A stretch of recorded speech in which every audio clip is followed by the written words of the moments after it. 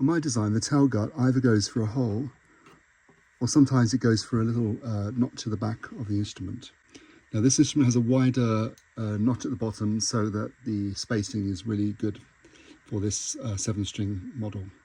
This foot is kind of a hybrid based on the Kravik Lyre foot, which gives a good spread when using a very simple tailpiece.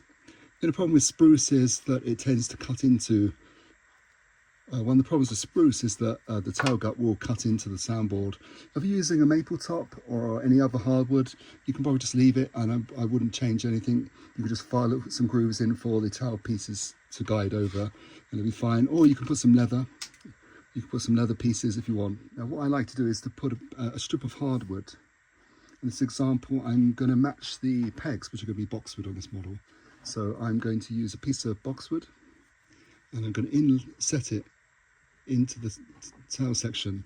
Now on the plans I've just got a strip, so basically you just mark this and cut it with a saw cut, and then you just place this piece on and glue it. Insetting it means that I'm going to clamp it in place, mark it with a knife, and then cut out the section I wish. It's a little bit trickier, but it means that it's retained in. It's a little bit neater, I think, in terms of transition, and still does the job of protecting the soft soundboard. So the first thing we're going to do, we're going to mark the depth of the actual piece. We want to leave enough for the soundboard to touch the bottom of the lyre, but at the same time we want enough to give enough protection. So use this and mark 20 very carefully at first.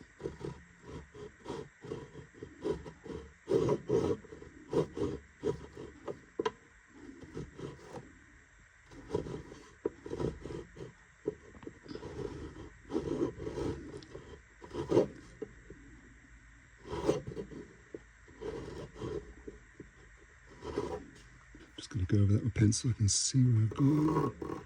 Okay, right. Line up to the mark. We're just going to clamp this in position so that we can use this as a guide for the knife.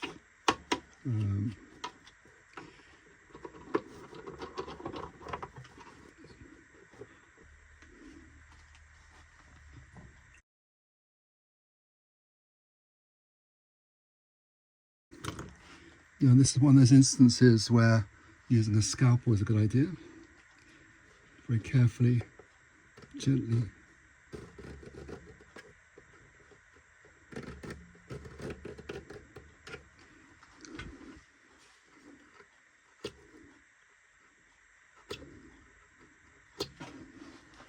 It's a very shallow cut.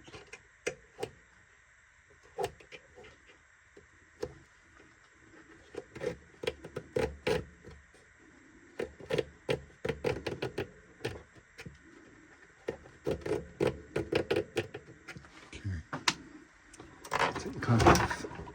Just more.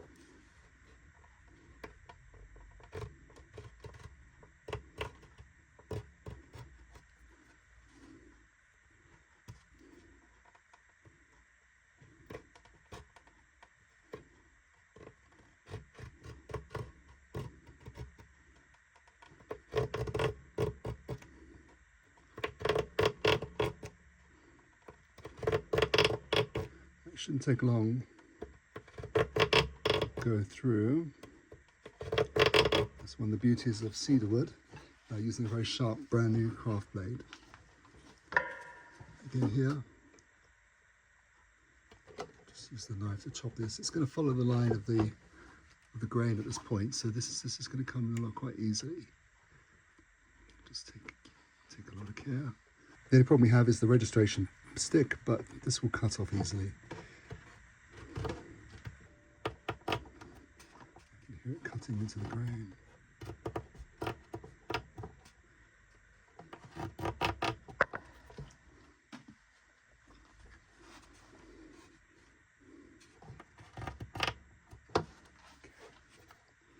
Sure the knife is tight.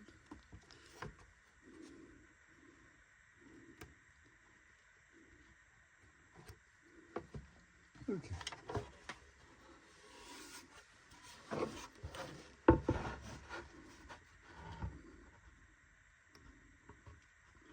It's just a little bit trickier than just putting a piece of wood straight across.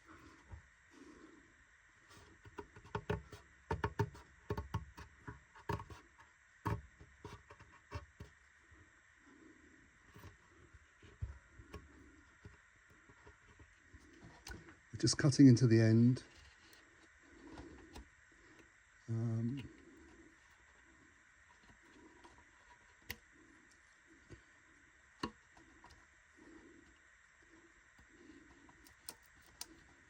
Good thing about animal glue, with a bit of luck, this should come off quite nicely. I'm going to use very carefully insert a chisel.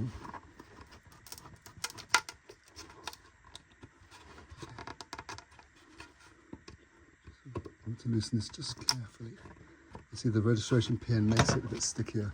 So we're going to get the knife in and then trim that. Okay, just need to make sure this is good all the way down. We're cutting through about 3 millimeters here.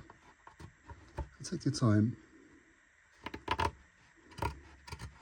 Now, if you are just cutting straight across, then you're just using a saw. It's a lot easier, I guess. But you'll still take your time, and if you do it with a knife as well, you can still take your time.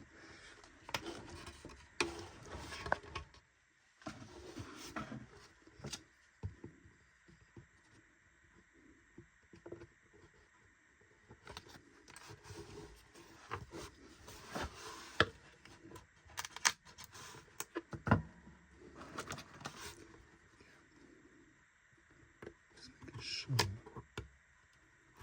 it's a clean cut down there.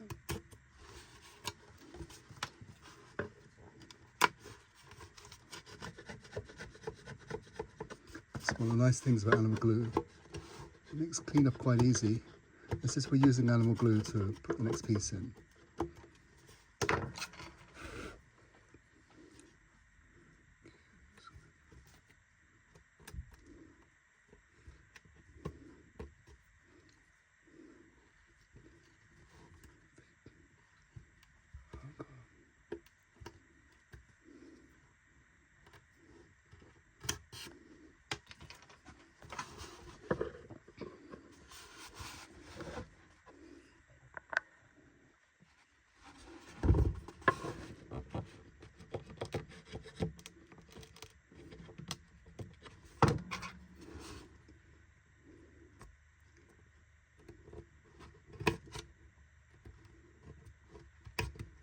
Be careful. Okay.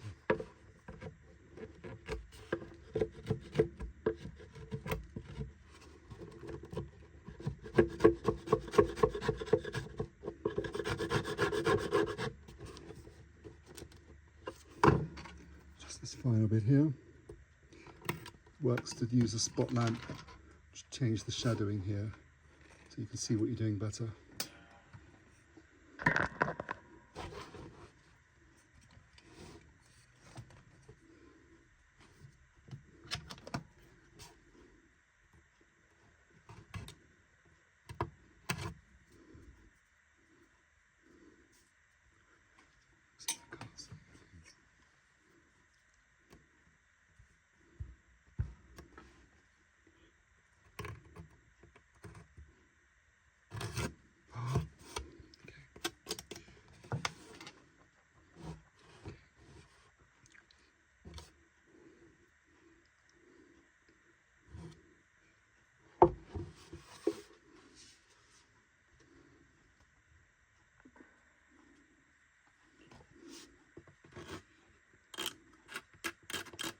We're just cleaning it up now.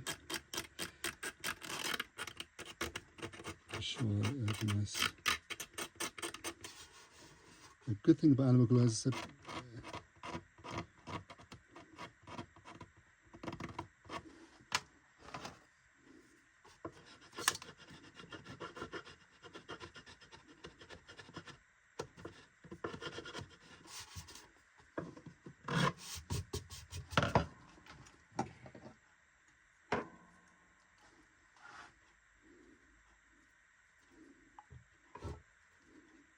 there's already animal glue on this, and this will just saturate it even further.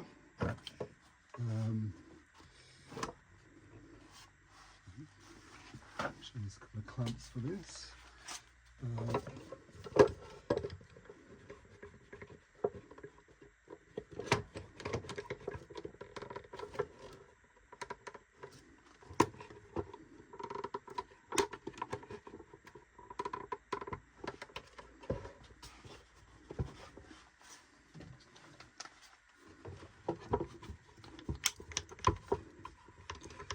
Good thing is with animal glue, if we ever need to take this apart, this will come off quite easily.